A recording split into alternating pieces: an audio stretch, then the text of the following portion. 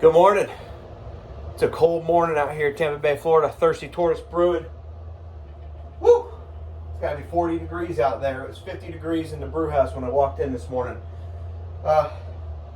Hey, so last week we brewed an IPA, 10-gallon batch.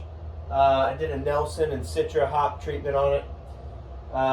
Today I figured I'd pull the video back in and show you just my process on racking the beer. This is actually the second of the second 5 gallons of the total 10-gallon batch. So I already kegged one this morning. I did things. Shout out to Jason Wiggs in the club in Special Operations in Tampa, Florida, our homebrew club. I did things a little bit different. Let me show you how I dry hop.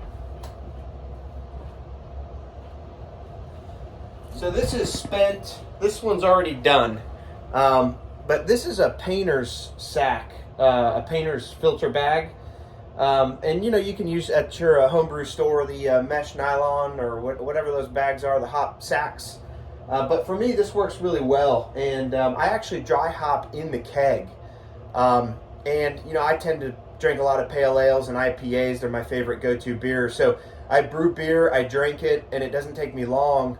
You know, I can go through a keg. Of course, I'll share a lot of it, but I'll get through a keg usually within a few weeks of a pale ale or an IPA. So this works really good because I throw the actual hops in this sack. I put a ping pong ball in there. That way it doesn't get stuck at the bottom of the keg. It'll stay up top. And the hops literally sit in the keg the entire time I'm dispensing. Works out really good for me. I just wanted to show you guys that. So back at it, that's my strategy on hops. You're not going to see that part of this process, but I am going to go grab a keg and we're going to get to putting this thing together.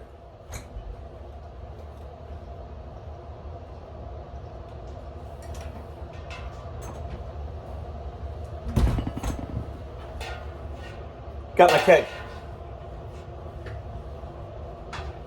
All right, and I'm a little bit particular. I like these pale ales, and I don't like my hops getting oxidized.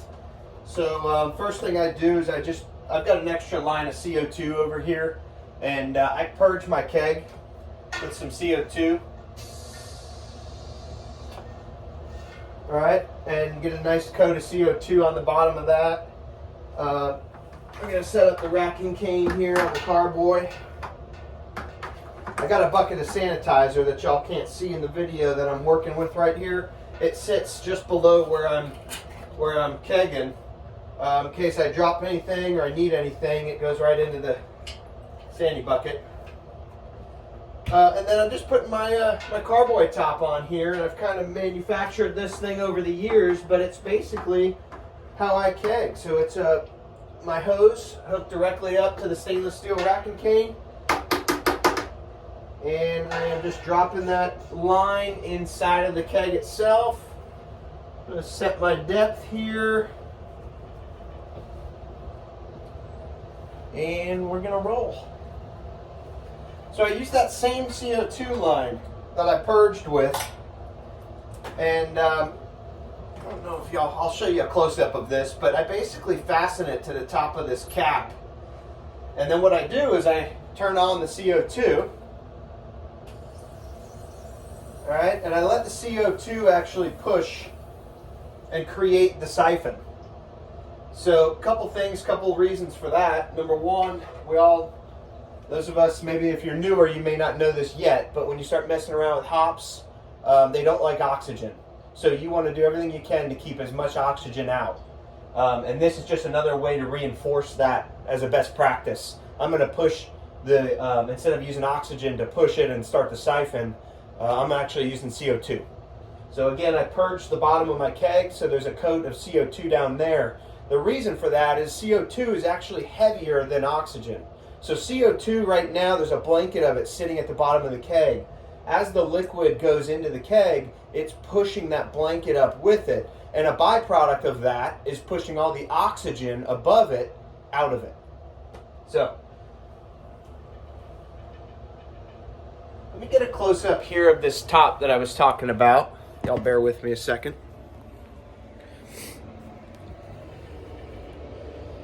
So this is my sort of manufactured, there's my rack and cane there, and my tube that's going in. And then I'll show you down here. We're going down, straight down into this keg. And then that bucket of Sandy, of course, I was talking about, sits right here. I'm going to be doing some videos here. I need to get a little more high tech and get some better equipment. But if you guys, it's nice having that window right there. You can see how clear that beer came out. So this is actually my fermenter that it's sitting on. It's a temperature controlled fermenter, and I love that because it allows me the ability to cold crash these beers, which basically means bring them down to 40, 45 degrees when you're done fermenting before kegging. And the beauty in that is it's a natural way to actually clarify the beer and get all your solids to drop to the bottom. So I've got a pretty good line of Trub down here. It's obviously this was a super, a hoppy IPA. So there's a lot that fell out of the beer, and really what I'm left with is really a beautiful, clear, really relatively clear IPA. You guys are going to see it later on when I actually dispense it. I'll show you a glass of it.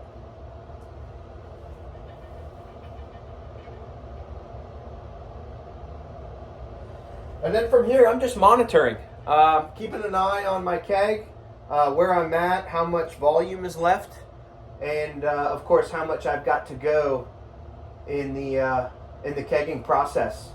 But once I'm done here, I'm going to cap the keg. I'll purge it again with oxygen, or with CO2 to purge the oxygen out one more time, and then it's going to go into the keg cooler. And again, this is the second batch of it. So the first batch I've got on carbonating right now. This batch will wait. I tend to like these beers, so it'll probably be a few weeks, and then I'll throw some fresh hops in this keg. So that's it from Thirsty Tortoise Brewing. Hope you guys have a great day. Happy Friday. It's Friday, right? I think it's Friday. And guys, I started a channel. So I started the Thirsty Tortoise Brewing channel. So subscribe, and I'm going to try to keep doing more and more of these videos every time I'm out here working on something, just to kind of share my processes, share some knowledge that I've gotten over the years, many years of doing it. And I think you'll find hopefully some of this stuff very helpful. But again, my process, it works for me, and I know there's many different ways to accomplish the same thing. But see you guys.